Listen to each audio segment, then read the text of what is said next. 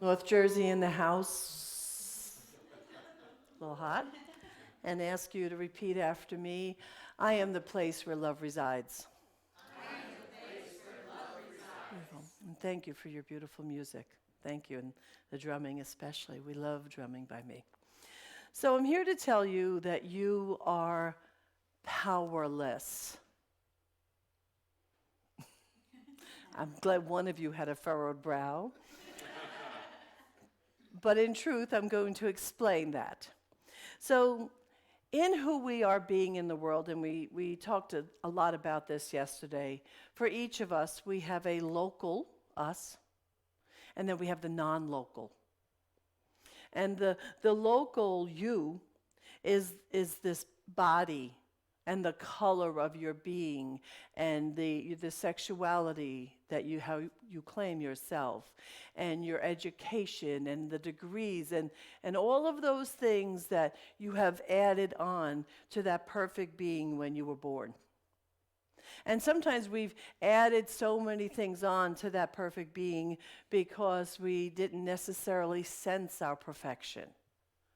So we've been through, many of us have been through a lot of trouble, a lot of education, a lot of different things to try to get to that state of perfection because we forgot that it already existed.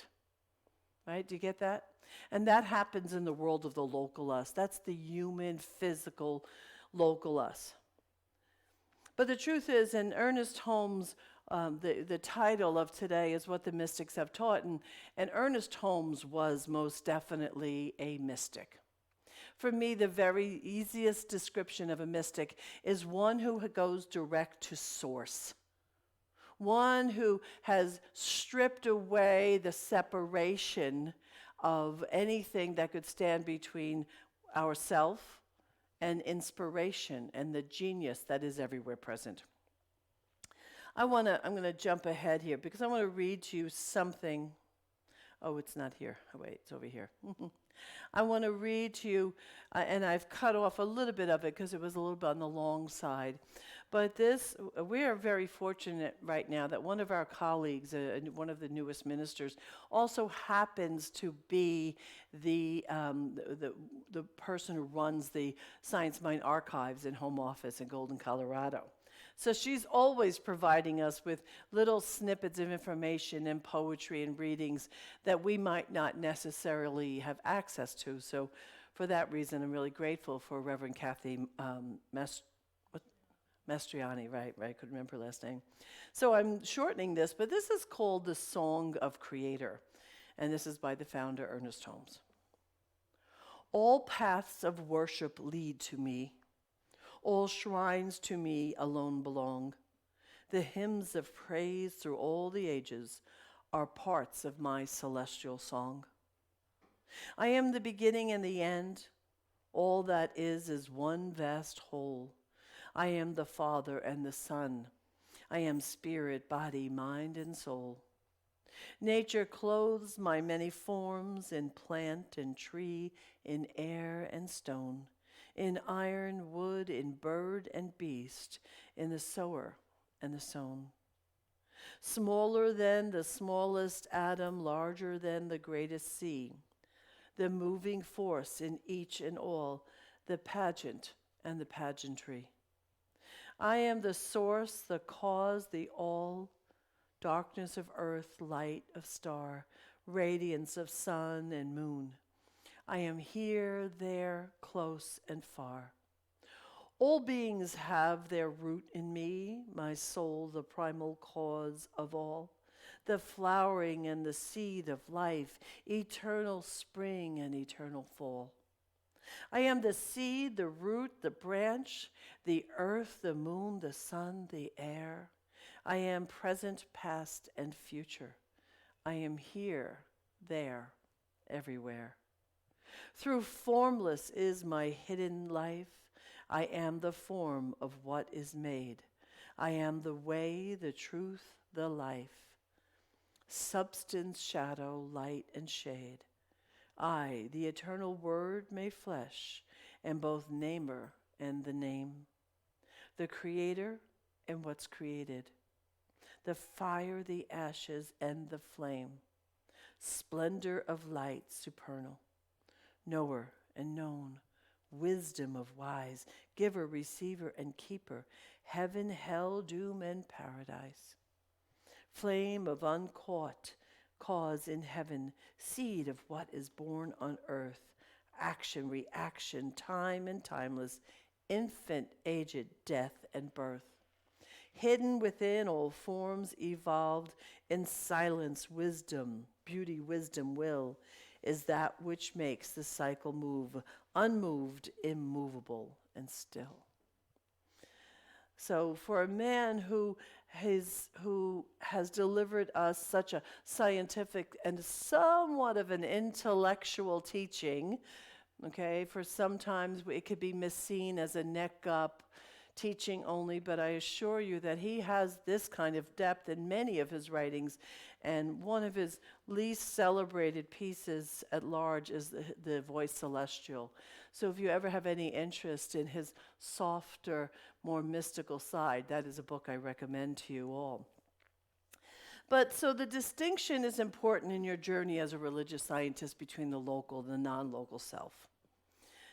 The local you is pretty familiar. You know this. This is where your personality lies. Now, what we don't always take time to realize, this really is odd. It's like a wedding, and nobody likes the bride's side, so you all sat on the groom's side. I thought maybe that was something that you all did when everybody started sitting down, and I'm tending to ignore you. It's just taking a time for some levity. So we have the personality of us, and often we don't realize. Alrighty then, we don't realize the weight of our personality. You might not realize. Have any of you ever go to a silent retreat? A couple, okay. The first thing that happens, in my estimation, my experience, is during a silent retreat when you can no longer engage anybody or make faces or chat. You have to leave your personality behind. And if you leave your personality behind for a period of time, one of the first things you get to realize is the weight of filling that and populating your personality. So some of you here might be the funny person in the room, or the smart person, or the wise person.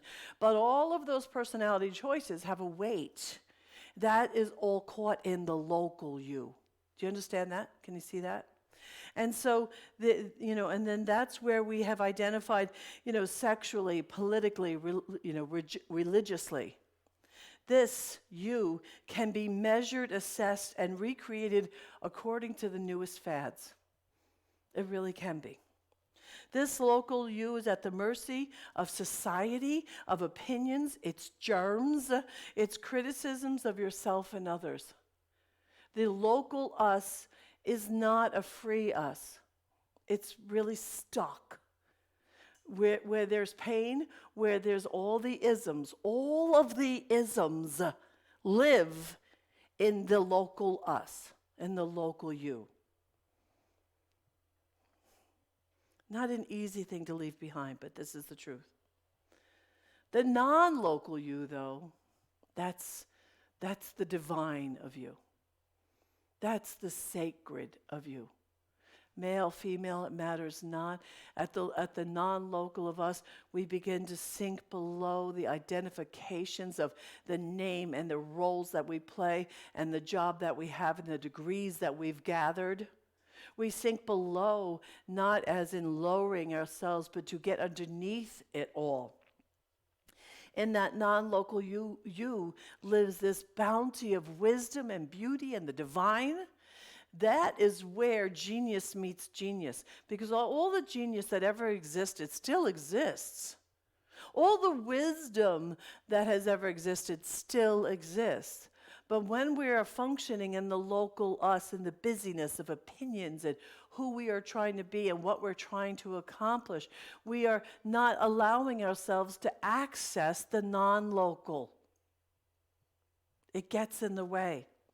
Ernest Holmes says a mystic is one who intuitively perceives truth and who, without conscious mental process, arrives at spiritual realization. The mystics include the great prophets, the inspired writers, the illumined souls of all ages. All of the mystics have recognized the absolute unity of God and human. Here's the thing. We haven't been trained in that. Most of us haven't been trained in that. And even in this community, unless you have committed to study and committed to practice, it is very easy to be distracted and to believe that your limitations are real, or to believe that your identity is real, to believe in the roles and the limitations that society has placed upon us. Does that make sense? Do you get that? Because we just haven't necessarily been trained out of it. Most of us are trying to survive. Especially at the point of, if anybody here is a parent, you're so busy being a parent, I don't think there's usually much time left to think about getting to that experience. And yet it's there all around us as an invitation all the time. In order to tap into it, there are some things we have to do, and we'll talk about that in a second. So my initial statement, you are powerless, which of course was a lie, is that you are powerless only when you're stuck in the local you. Because the local individuated, which is a word I had to get used to when reading the textbook, the individuated you, the one that is identified in this body temple, in this spacesuit at this time with this name, this age, this color, this sexuality, there in that place of yourself, there's little to do. When we want to access power, and for the moments we have access power, it's because we have remembered to transcend the personality, or sometimes I think of it as going deeper. How do we access it? Stillness. A commitment to regular stillness. If when I teach my Science of Mind classes, one of the first things I do in my beginning foundational classes is I challenge my students for at least 1 week to shut off everything, all their television, their radio, to drive without noise in the car. Because I assure you, you are not separate from the wisdom, but sometimes you're so busy with the chatter around you. I have been so busy with the chatter around me that I have to shut off the chatter to plug in to the greater wisdom. It is not more available to Reverend Sunday or to me as a minister or to, can't remember her name, to a practitioner. The only thing that makes a difference is that most of us, in order to get here, have practiced some stillness. We have practiced some quiet. So don't look at the person, look at what got them there. It's like with Jesus, and I grew up as a metaphysician. I've never been anything else. So I've been curious, not about the powers of the mystics, but I want to know what got them there. Let your curiosity rest in what allowed him to be who he was, not just to be in awe of the practices that he brought. You see that? Because that's what's available to you. Practicing presence, to be able to get to that place where you walk up to an individual and you're so engaged in their being that there's nothing between you and them in that moment. Practicing presence, not just on Sunday at CSL Leesburg, but when you're in the store, when you're surrounded by somebody who annoys you, by the neighbor who irks you, by the ex. Practicing presence means that I'm allowing the distraction between you and I to disappear. And I'm willing to be fully present to who you are and the soul of your being. Meditation. It is, thank you, God, for my early influence with Reverend Dr. Michael Beckwith. Early in my years, I just happened to be in the right place at the right time. And I come from New Jersey, and he had an assistant back in the day, before Michael was like, Michael? Right, I got to him right before he had done that. And so what happened was he had this assistant, and she was facilitating or organizing these little retreats in this really crummy little place, to be honest with you, in Warwick, New York. And it was about 30 of us at a time, maybe 50, which is small right now, considering the thousands of people that he has.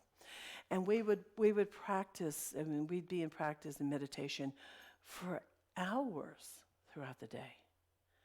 And it was that extended silence in community that allowed me to hear things I'd never heard, and allowed me to sense the potency of my being. I was too busy. Now, I was also the mom of 2 sons, and I've always worked and had a home, so there was a lot of reasons. But that allowed me to separate myself just long enough to tap into that space. Meditation and silence or stillness is not necessarily the same thing, although they include each other. Because there are times, and I encourage you to do this, I encourage you to schedule time in your home where you shut everything off, including your phone, and just be.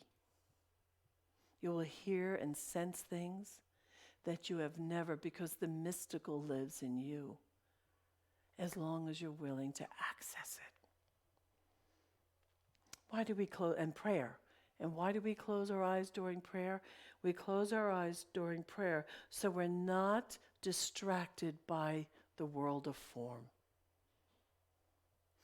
Also in the textbook it says, in moments of deepest realization, the great mystics have sensed that one life flows through all, and that all are some part of that life.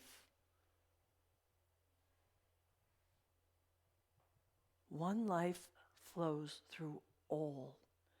Every single person sitting here. And that all are some part of that life.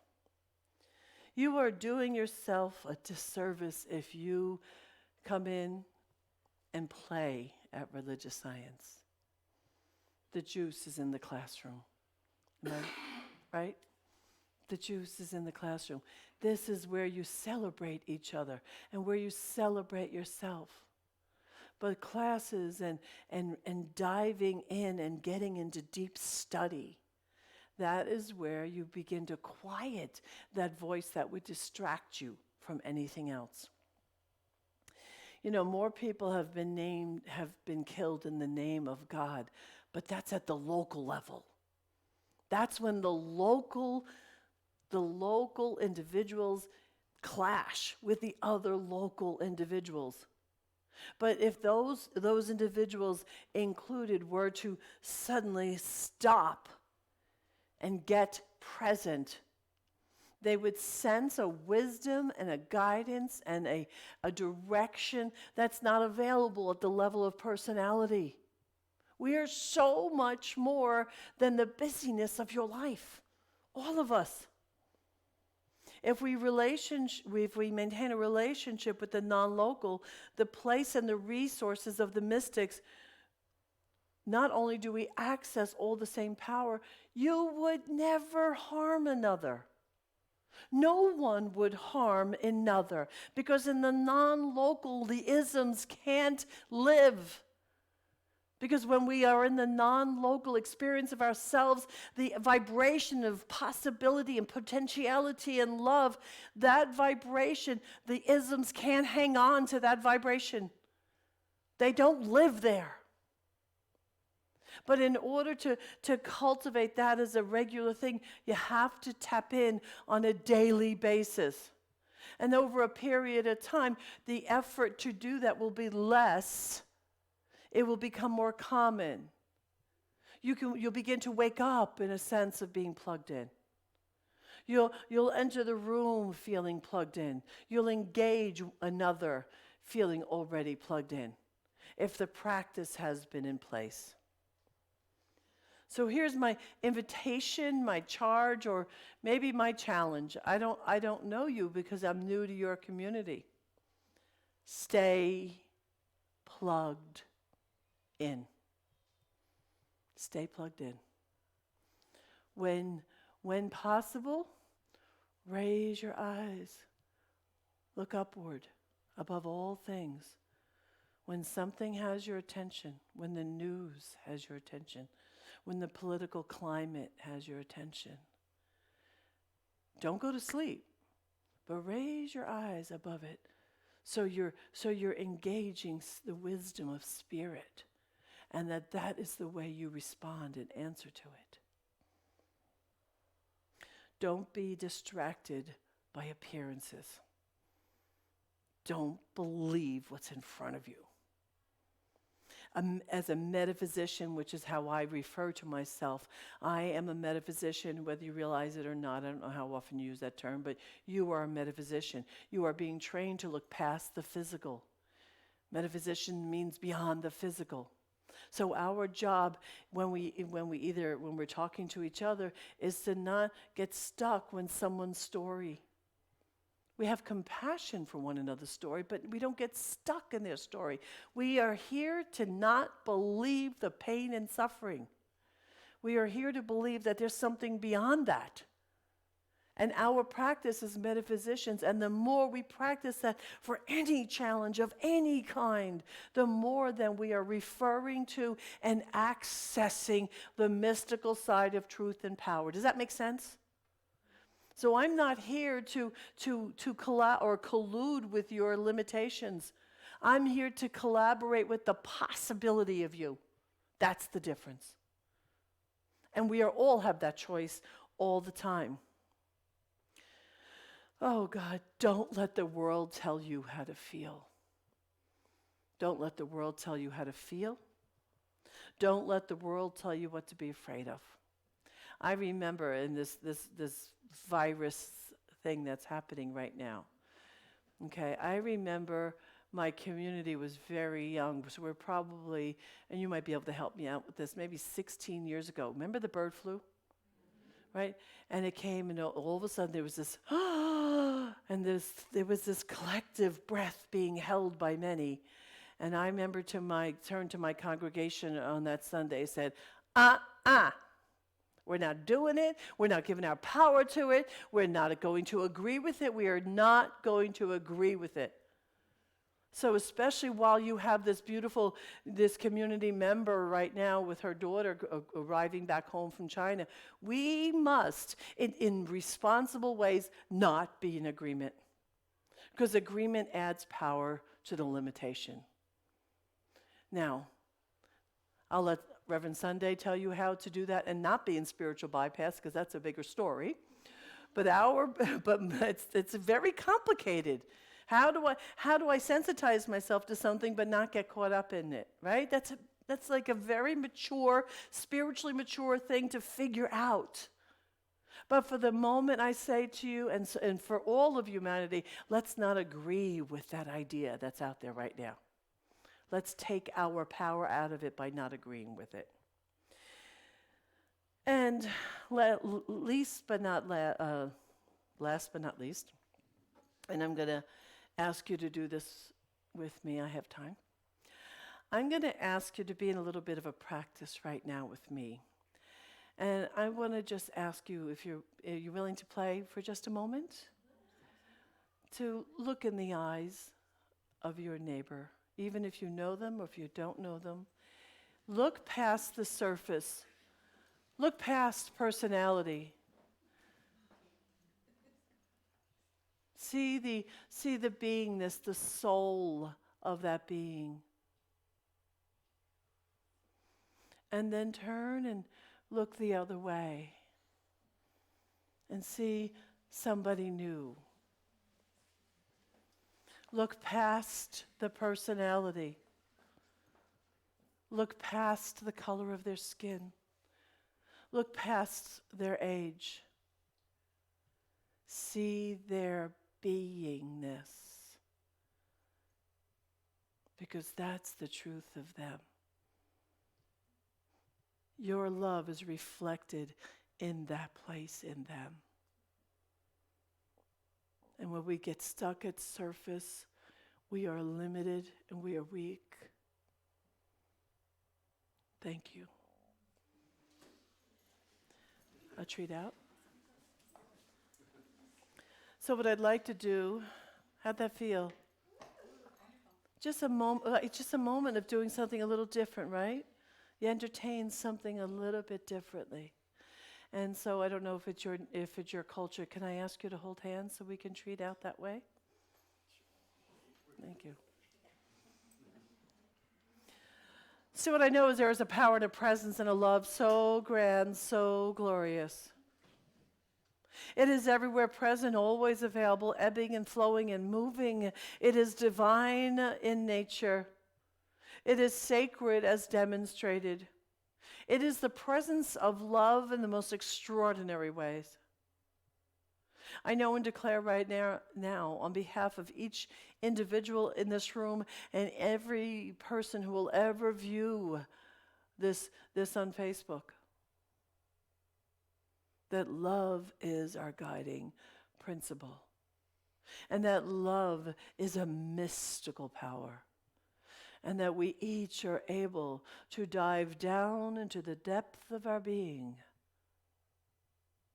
to find that mystical essence where we choose not to be distracted by pain or story or suffering. We remember that we are so much more. I celebrate this community, every individual here, and with complete faith and conviction, I surrender this word to love, to law, and to the awe of life. Please join me in saying, and so it is. Thank you all. Thank you.